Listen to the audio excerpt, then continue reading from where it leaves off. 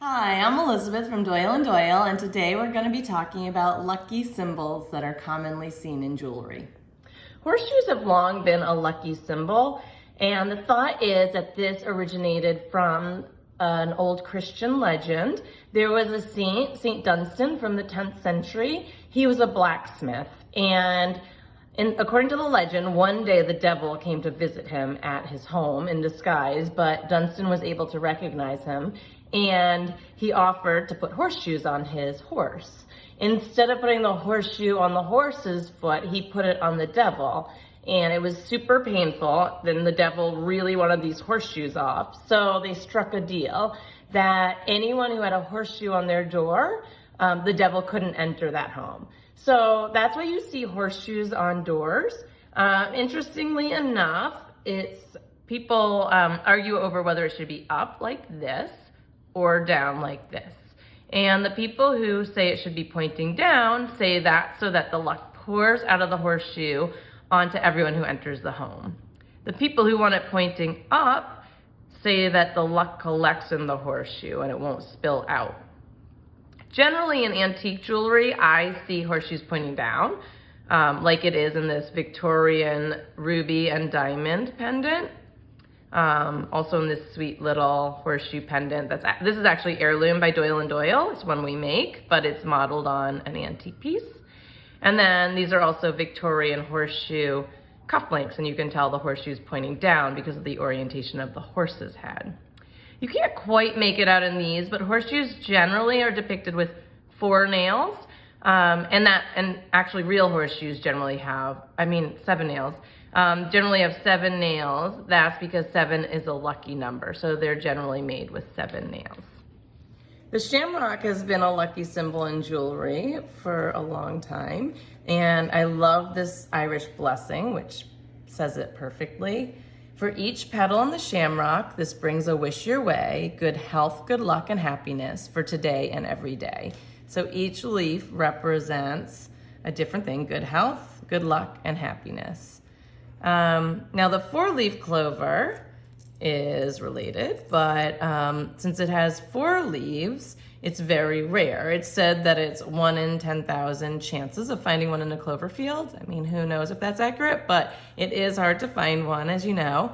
And in a 4-leaf clover, each of the leaves represents faith, hope, luck, and love.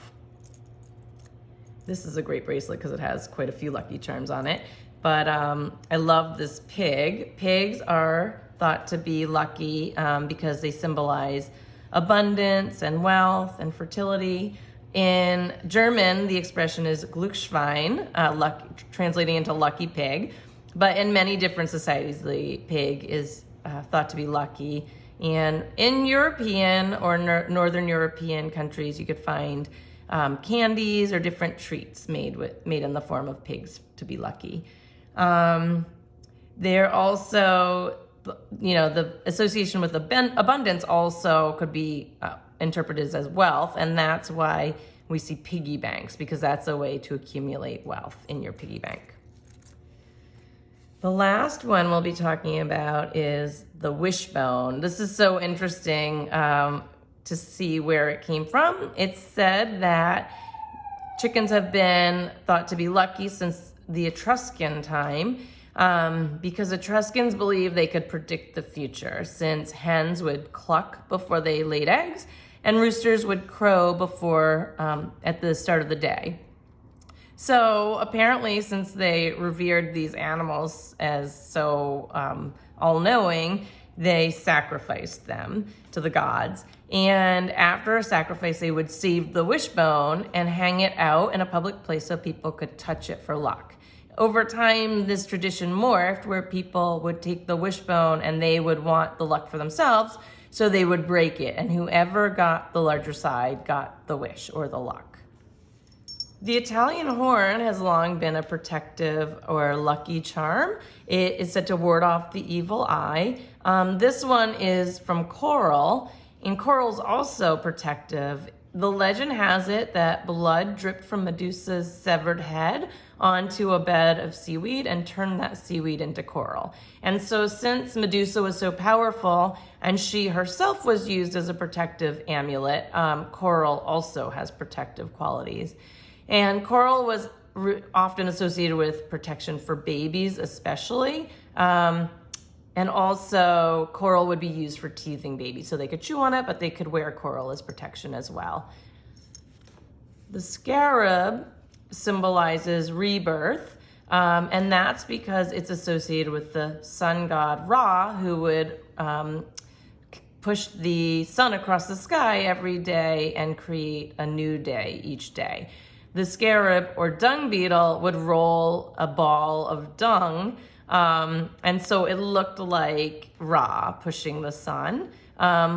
Interestingly enough, that ball of dung would serve as a way to actually have rebirth, because the dung beetle would then lay its eggs in that ball, which would bring new life when it laid its eggs in it. The dragon is also a symbol of power and protection. Most people say that it stems from the Chinese dragon, which was a god, a deity, very powerful, and then that it spread to Europe, where it was actually taken on as a symbol of a lot of royal families or powerful families. Those are just a few of our lucky charms in our collection now. If you have any suggestions for future videos or want to learn more about anything, please leave a comment and don't forget to subscribe to our channel.